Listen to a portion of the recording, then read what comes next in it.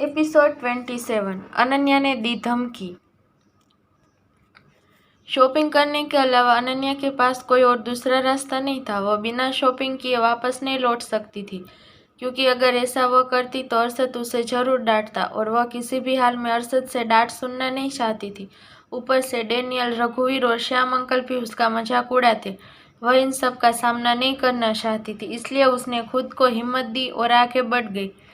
Biba, Aurelia and Amukti, Forever New, Indifusion, Go Colors, Global Desi India जैसी बड़े brand की शॉप को देखते हुए अनन्या और भी ज़्यादा कंफ्यूज हो गई। वैसे तो अनन्या इन सभी ब्रांड की ड्रेसेस के बारे में पूरी जानकारी थी। इन सभी ब्रांड की एक टॉप की कीमत भी हजारों में होती थी। इस हिसाब से अंदाजा लगाया जाए तो एक फॉर्मल ड्रेस की कीमत कम से कम 20 से 25 हज़ार तक तो होगी ही। अगर उसने 2 ड्रेस ली तो 50 हज़ार खत्म हो जाएंगे। वो सिर्फ 2 ड्रेस खरीदने के लिए इतने पैसे खर्च नहीं कर सकती थी। यही सब सोचते हुए और सभी शॉप को देखते हुए वो आगे बढ़ती जा रही थी और तभी उसकी नज़र 2 जाने पहचाने चेहरे को एक शॉप के अंदर देखकर वो हैरान हो गई। वो हैरान होते हुए खुद से बोली, यह यहाँ कब और कैसे आए? अभी कुछ घंटे पहले तो ये घर पर थे। यह सोचते हुए उसे समय का एहसास हुआ और वो खुद के सिर पर एक तपली मारते हुए बोली, मैं भी कितनी बुद्धि हूँ। उस कुछ घंटे को बीते 3 घंटे हो चुके हैं। जैसे ही उसने 3 घंटे कहा वो फिर एक बार हैरान हो गई और बोली, 3 घंटे? इसका मतलब मुझे मॉल में आए 1 घंटा हो गए और मैंने अभी तक कुछ नहीं खरीदा। अब तो मेरे पास 2 घंटे ही बचे हैं। मुझे जल्द से जल्द अपने लिए शॉपिंग करना होगा। यह सब कहते हुए अनन्या एक जगह खड़ी थी और उसके फेस अभी भी शॉप की तरफ ही था। खुद को डांटने के बाद उसने एक बार फिर शॉप के अंदर देखा और इस बार उसकी आंखें हैरानी से बड़ी हो गई। अंदर मौजूद शख्स भी उसे ही देख रहा था और ये कोई और नहीं, अथर्व था और उसके साथ खड़ी लड़की नैना देसाई थी। अथर्व के चेहरे पर भी हैरानी के भाव देखे जा सकते थे। वह अनन्या को मॉल में अकेला देखकर काफ़ी सरप्राइज्ड था। हालांकि इन सब के बीच उसके फेस पर एक हल्की सी स्माइल भी थी, जिसे देख पाना हर किसी के बस की बात नहीं थी। उसने अपने पास खड़ी नैना देसाई को एक्सक्यूज मी कहा और शॉप के बाहर आने लगा। उसे बाहर देखकर अनन्या हड़बड़ा गई और बड़े बड़े कदम लेते हुए वो आगे जाने लगी। अनन्या इतना ज़्यादा हड़बड़ी में थी कि वह शॉप से बाहर निकल ही रही, एक लड़की से टकरा गई और उस लड़की के हाथ से शॉपिंग बैग छूटकर फर्श पर गिर गई। वो लड़की अनन्या पर भड़कते हुए बोली, आर यू मैड? देखकर नहीं चल सकती? अनन्या ने सामने खड़ी लड़की को देखा। वो लड़की दिखने में काफ़ी ब्यूटीफुल एंड मॉडर्न लग रही थी। Short pink one piece dress में वो लड़की काफ़ी हॉट और सेक्सी लग रही थी। ऊपर से उसका गुस्सा भी काफ़ी हॉट था, जो इस वक्त अनन्या पर फूटा पड़ा था। अनन्या को उस लड़की की फिक्र नहीं थी, उसे तो अपने पीछे आ रहे इंसान से बचना था। वो झुकी और उस लड़की का बैग उठाकर उसे पकड़ाते हुए बोली, आई एम सॉरी, मैंने जानबूझकर नहीं किया। यह रहा आपका बैग। यह बोलने के साथ ही अनन्या ने उस लड़की को उसका फेंक दिया और मुड़कर पीछे देखा। वो यह देखकर थोड़ी रिलैक्स हो गई कि अथर्व उससे कुछ दूरी पर ही रुक गया था।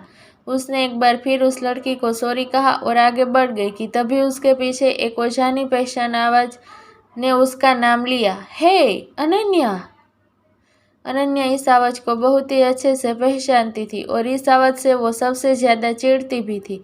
उसके लिए ये आवाज़ दुनिया की सबसे इरिटेटिंग आवाज़ थी, जो उसका मूड खराब करने के लिए काफ़ी थी। मगर अभी इस आवाज़ को सुनकर अनन्या को कुछ राहत सी मिली। यह आवाज़ ईशान की थी। अनन्या ने पीछे मुड़कर देखा तो ईशान उसी के पास आ रहा था। उसके साथ वही लड़की भी थी, जिसका शॉपिंग बैग उससे टकरा कर नीचे गिर गया था। ईशान अनन्या के पास आते हुए बोला, तुम यहाँ क्या कर रही हो? तुम्हें तो इस वक्त कॉलेज में होना चाहिए था। इस पर अनन्या ने कुछ कहना चाहा, मगर उसके कुछ कहने से पहले ईशान फिर बोल पड़ा, ओ आई सी, अभी मैं समझा। तो तुम कॉलेज बंक करके यहाँ अपने बॉयफ्रेंड से मिलने आई हो, क्यों? मैंने सही कहा ना? यह कहते हुए ईशान काफ़ी क्यूरियस लग रहा था। वो अनन्या के बारे में जानना चाहता था, मगर आज तक वो उसके बारे में कुछ भी पता नहीं लगा पाया था। उसकी बात सुनकर अनन्या ने उसे अजीब तरह से देखने लगी। वो ईशान से इससे ज़्यादा की उम्मीद भी नहीं कर सकती थी। ईशान को इतना फ्रंकली किसी लड़की से बात करता देख उसके साथ आई लड़की ने पूछा, ईशान, क्या तुम एक दूसरे को जानते हो? ईशान उस लड़की से कहना चाहता था, हाँ, हम एक दूसरे को जानते हैं, मगर तभी उसे श्रुति की कही बात याद आई। श्रुति ने उसे किसी से भी अनन्या के बारे में जिक्र करने से मना किया था। यह आते ही ईशान ने उस लड़की को आंखें चढ़ाकर देखा और बड़ी ही रूड वे में जवाब देते हुए कहा, मैं किसे जानता हूँ, किसे नहीं, इन सब से तुम्हारा कोई मतलब नहीं होना चाहिए। तुम्हारी शॉपिंग हो गई, अब तुम यहाँ से जा सकती हो। यह कहने के बाद ही ईशान फिर अनन्या की तरफ मुड़ा और बड़े प्यार से उसकी टांग खींचते हुए बोला, तो मिस ब्यूटीफुल, बताओ तुम्हारा बॉयफ्रेंड कहाँ है? मुझे भी उससे मिलवाओ। आखिर मैं भी तो देखूँ, हर वक्त चुप चुप रहने वाली मिस ब्यूटीफुल साइलेंसर का बॉयफ्रेंड कौन है? ईशान की मनगढ़ंत बातें सुनकर अनन्या का मन किया कि वो अपना सर पीट ले। इसके साथ ही वो ईशान को भी पीट दे, पर ना तो अपना सर पीटने के मूड में थी और ना ही ईशान को पीट सकती थी। असल में वो उसे बताना चाहती थी कि वह यहाँ पर शॉपिंग करने आई है, मगर उस लड़की की तपती नज़र खुद पर पाकर वो कुछ नहीं बोल पा रही थी। ईशान ने भी यह नोटिस कर लिया और उसे उस लड़की पर काफ़ी गुस्सा भी आ रहा था। वह फिर उस लड़की पर भड़कते हुए बोला, तुम यहाँ अभी तक क्या कर रही हो? मैंने तुम्हें कहा ना यहाँ से जाओ, या फिर तुम्हारा इशारा पूरी दुकान खरीदने का है? ईशान की कड़वी बातों से वो लड़की काफ़ी हर्ट हो गई। उसकी आंखों में आंसू आ गए। वो लास्ट 5 वीक से ईशान की गर्लफ्रेंड थी और इस 1 महीने में ईशान उसे 4 बार शॉपिंग पर ला चुका था। यहाँ तक कि उसने आज तक कभी भी उसे मिसबिहेव नहीं किया था, लेकिन आज उसे खुद पर इतना गुस्सा करता देख उस लड़की का दिल टूट गया। अनन्या को उस लड़की के लिए काफ़ी बुरा लग रहा था, मगर उस लड़की की आंखों में खुद के लिए नफरत देख उसने कुछ भी कहना ठीक नहीं समझा। वो अनन्या को ऐसे देख रही थी जैसे इन सब की जिम्मेदार अनन्या ही हो। उसका मन हो रहा था कि वह अनन्या को अभी इसी वक्त इस फ्लोर से धक्का देकर नीचे गिरा दे, मगर वो ऐसा नहीं कर सकती थी। वही ईशान को भी वो नाराज़ नहीं करना चाहती थी, क्योंकि ईशान ने एक बहुत बड़ी फैमिली का बेटा था। उसने अपने गुस्से को साइड किया और बड़ी नम्रता से बोली, आई एम सॉरी ईशान, मुझे वो सब नहीं पूछना चाहिए था। यह कहने के साथ ही उसने एक बार फिर अनन्या को अपनी तीखी नज़रों से घूरा और वहां से चली गई। उसके जाते ही ईशान ने एक बार फिर अनन्या से पूछा, अरे अब बताओ भी, तुम यहाँ पर क्या कर रही हो?